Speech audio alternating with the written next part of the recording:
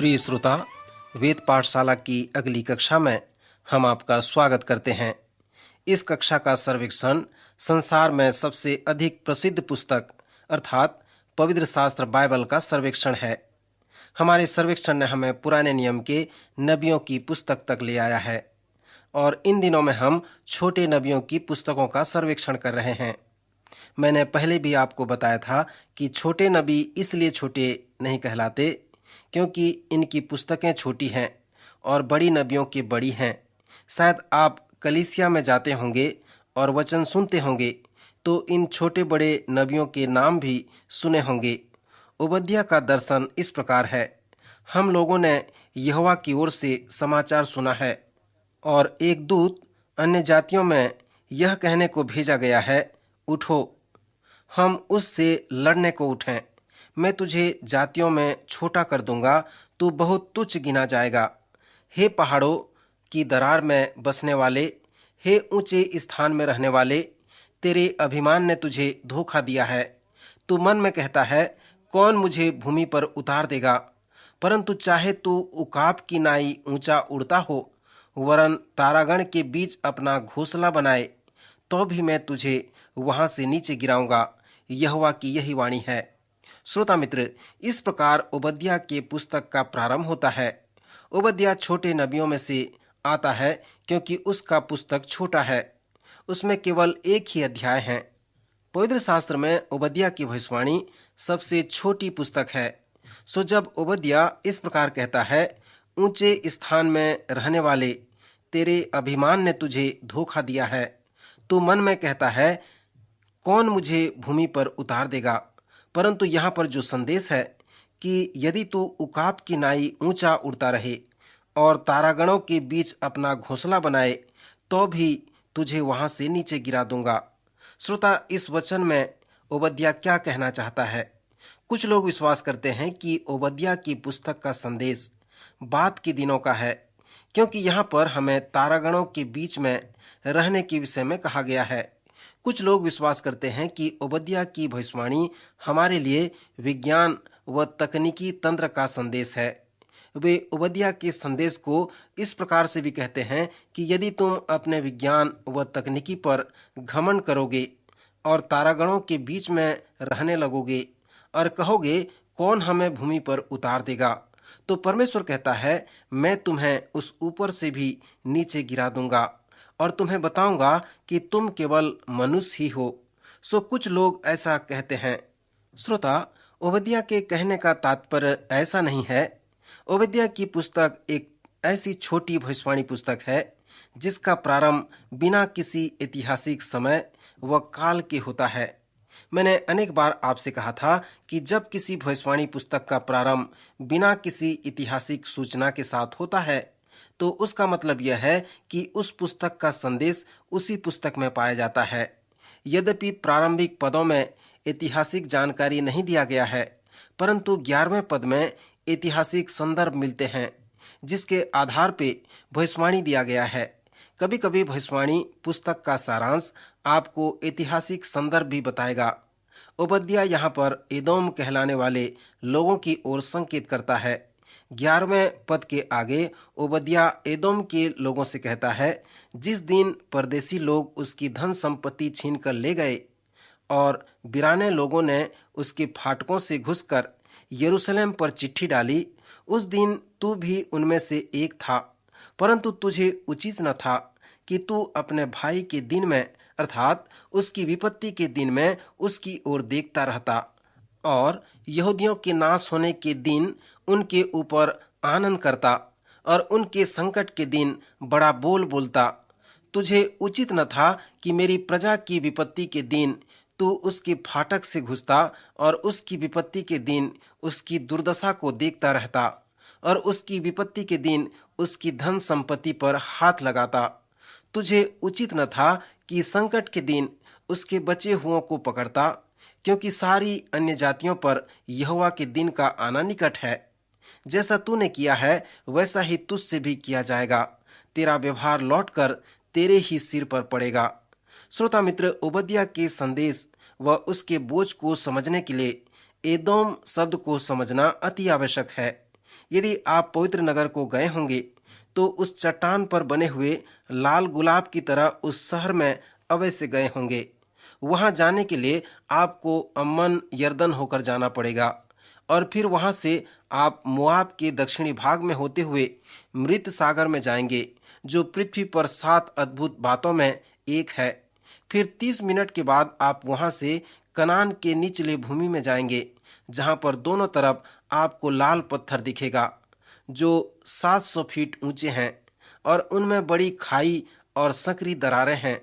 और वहीं वो स्थान है जहां पर एदोमी रहते हैं।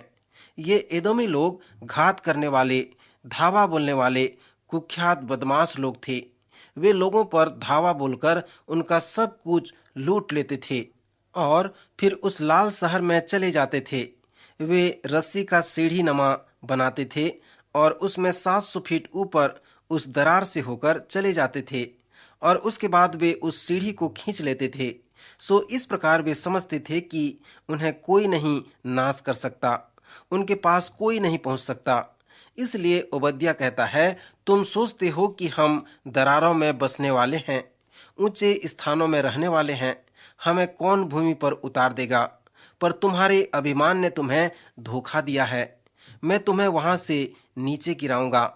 एदोमी चट्टान को खोदकर मंदिर बनाते थे। एक बार मैं उस पेट्रा शहर में गया था और वहां पर उस प्रकार का एक मंदिर भी देखा। यह पेट्रा शहर सचमुच में पृथ्वी के 7 अद्भुत बातों में एक है।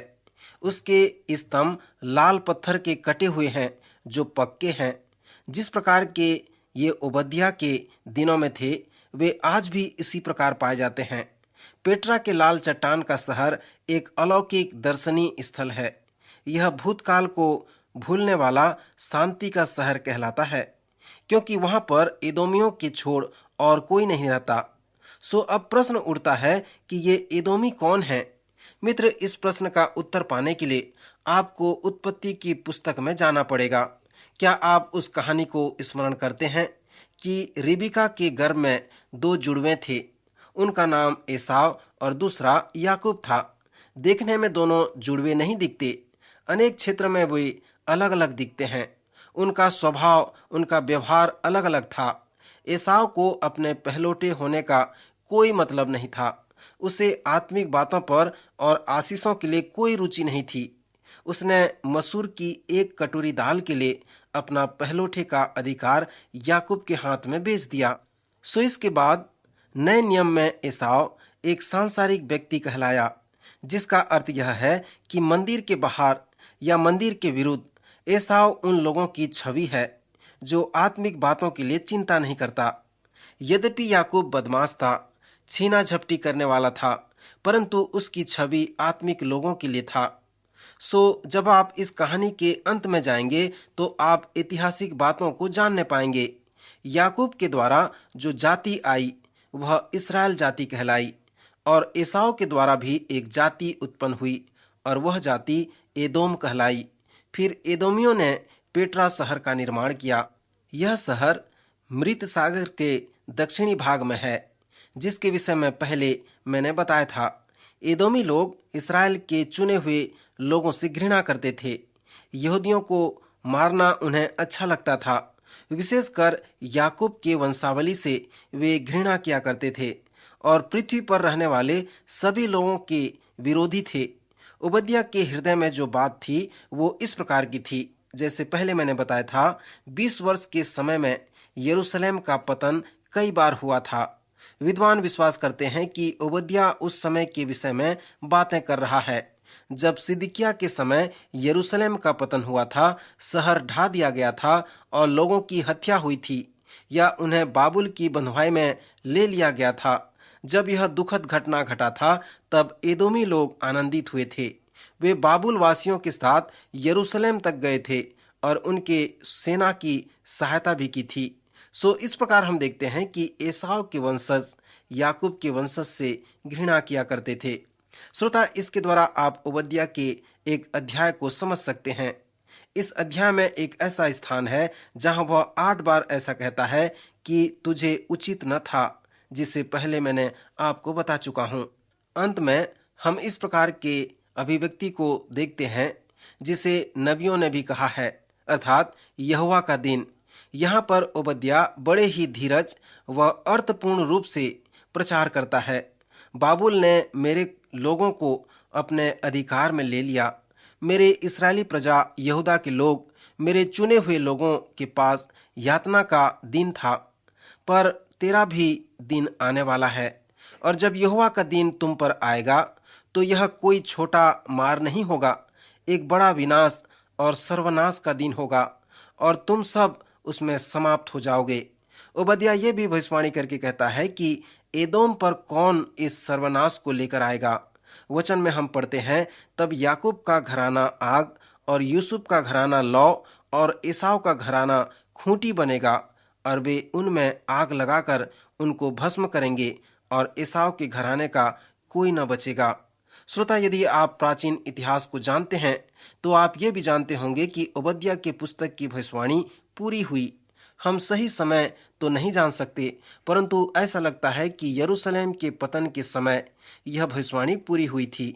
5 वर्ष के पश्चात बाबुल की सेना ने यरूशलेम को जीत लिया था। फिर एदोम जाकर उसे भी जीत लिया।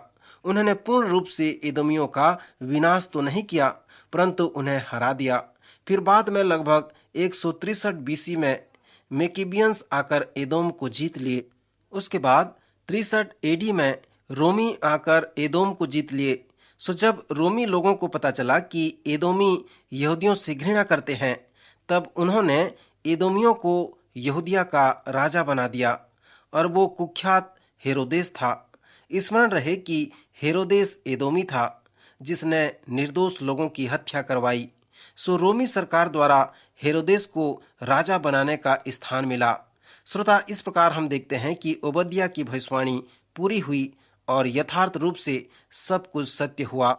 यहूदा के दंड और एदोम पर परमेश्वर के न्याय के मध्य अंतर है। भजन 1 के संदेश में है, जिसे हम भजन में पढ़ते हैं, और वो संदेश है, 2 मनुष्य मंच पर हैं, उनमें से आप कौन से हैं?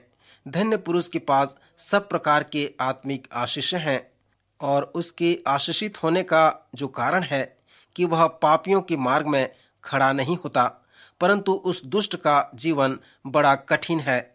भजन के अंत में हम पढ़ते हैं कि दुष्ट का मार्ग नाश होता है। श्रोता, ओबद्याह की पुस्तक का जो आत्मिक प्रयोग है वो भजन 1 के जैसा है। तो हमें इस सच्चाई पर भी ध्यान करना है कि यह छोटी पुस्तक इब्राहिम की वाचा को पूरा करता है। जब परमेश्वर ने उन विशेष लोगों को बुलाया, तब उसने इब्राहिम से प्रतिज्ञा की थी कि जो तुझे आशीर्वाद दे उन्हें मैं आशीष दूंगा और जो तुझे कोसे उसे मैं शाप दूंगा। यरूशलेम के पतन और याकूब के विपत्ति के समय एदोम उनका विरोधी हो गया था और आनंदित व हर्षित होने लगा। वह अदुल्फ हिटलर तृतीय के जैसे करने लगा, जैसे कि हिटलर ने परमेश्वर के चुने हुए लोगों को सताया था। इसलिए वह आग से बुझा हुआ राख के जैसे हो गया। श्रोता, परमेश्वर ने इब्राहिम के साथ जो वाचा बांधी थी वह अनेक बार उदाहरण के रूप में आया है।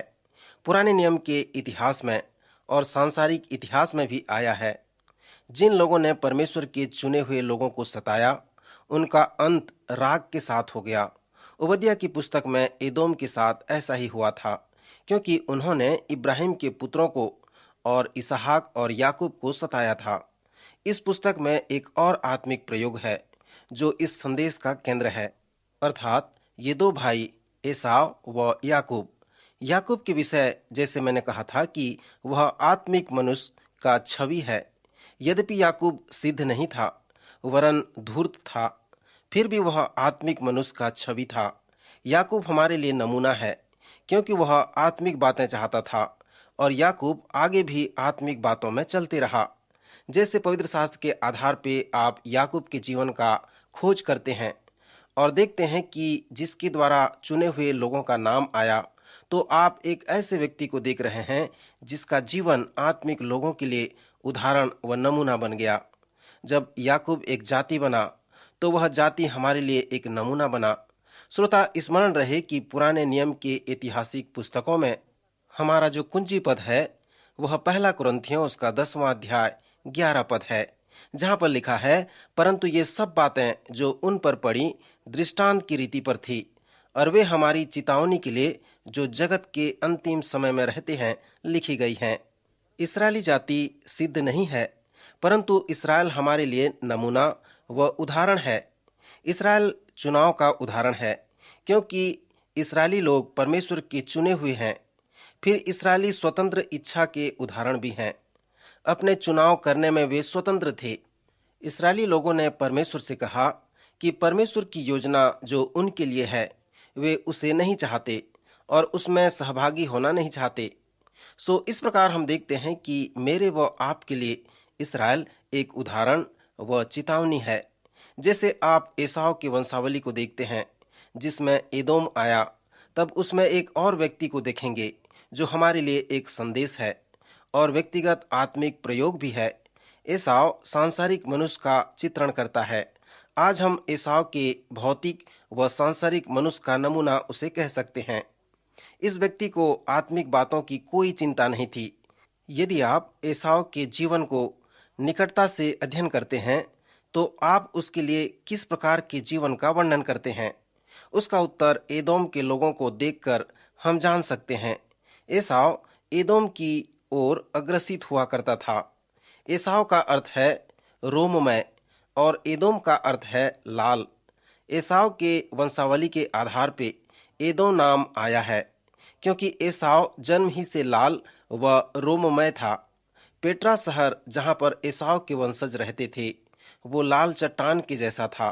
सो इसी कारण एसाव के वंशज एदोम कहलाए, जिसका अर्थ है लाल। यदि आप आत्मिक व्यक्ति के जीवन को निकटता से देखें तो आप किस प्रकार के जीवन का वर्णन करेंगे? वे कौन कौन से आत्मिक बातें हैं जो आत्मिक जीवन में लागू होते हैं?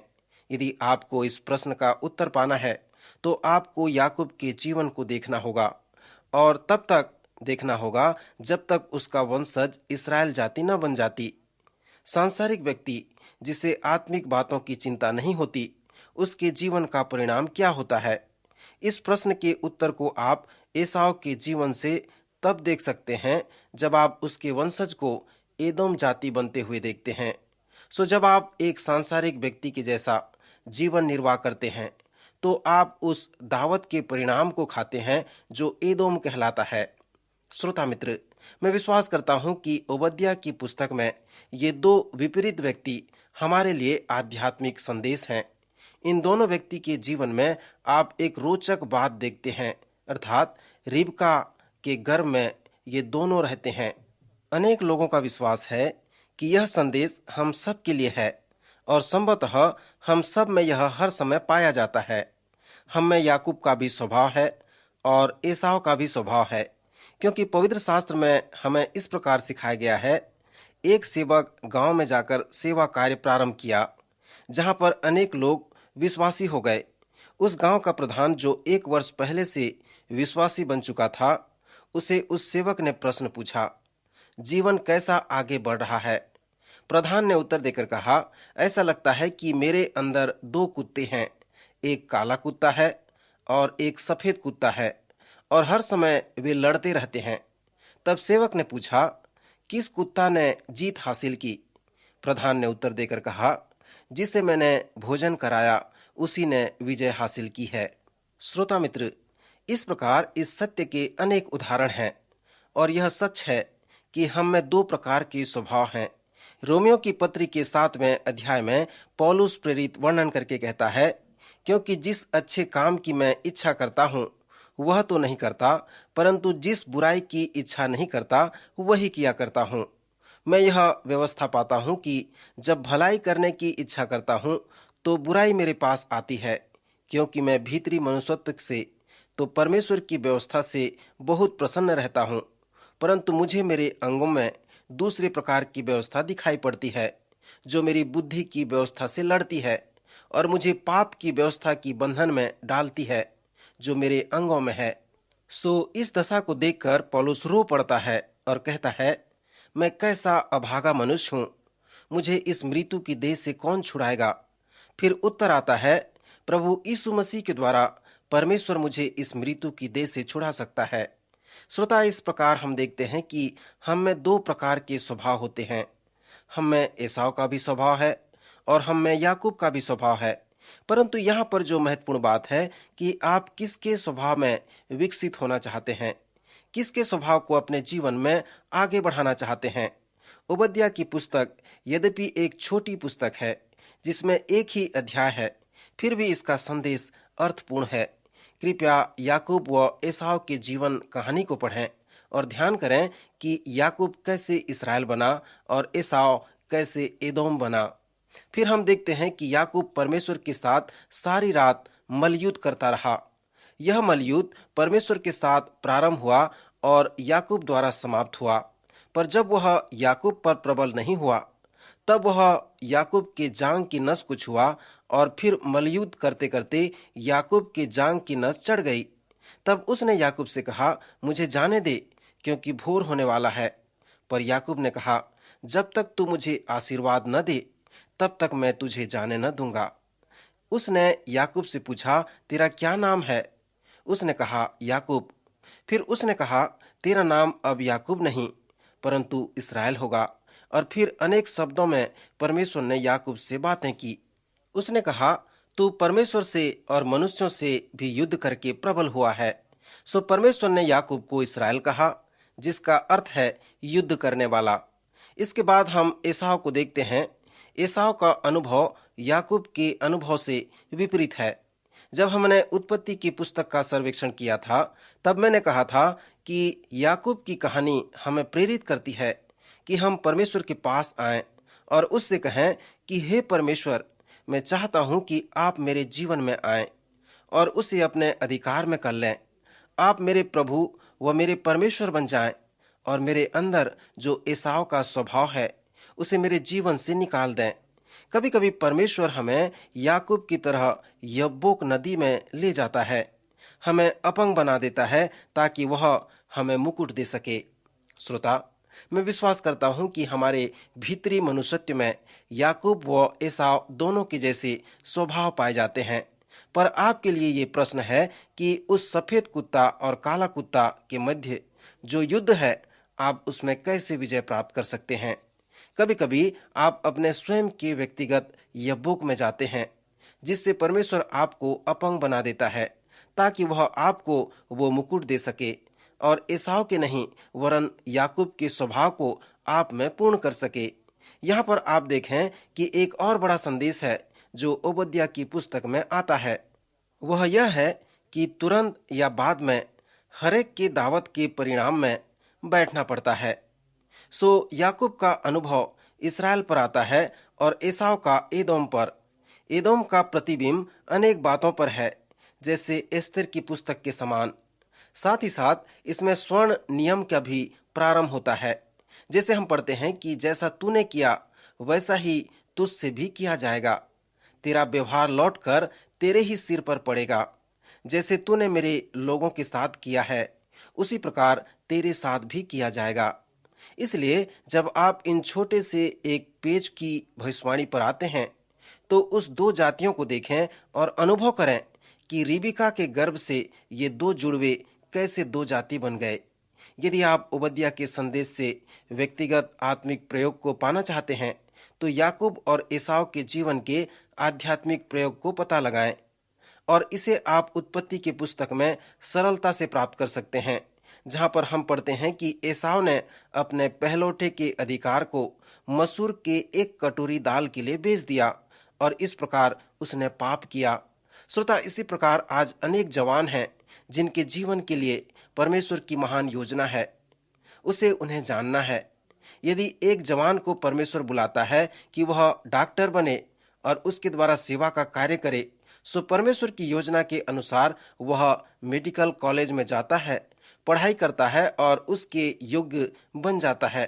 पर उसी समय जब कोई उससे विवाह करता है, उससे विवाह करके वो कहता है कि वो नौकरी करेगा, पैसा कमाएगा और पृथ्वी के सब सुख सुविधाओं को प्राप्त करने की अभिलाषा करेगा। सो यदि वो जोड़ा इस प्रकार के परीक्षा में पढ़ते हैं, तो वे परमेश्वर की योजना को पूरा नहीं कर पाएंगे और इस प्रकार वे पाप में पड़ जाएंगे और एसाव की तरह हो जाएंगे। श्रोता, आज इस चुनौती के साथ मैं आपको छोड़ना चाहता हूं कि आप किस प्रकार के दावत के परिणाम को खाना चाहते हैं। क्या आप एसाव के जैसा होना चाहते हैं, जो इस संसार के अभिलाषा की बाट जो रहा है, या फिर आप याकूब की तरह होना चाहते हैं। प्रभु आपकी सहायता करे कि आप सही निर्णय ले सकें। प्रभु आपको आशीष दे।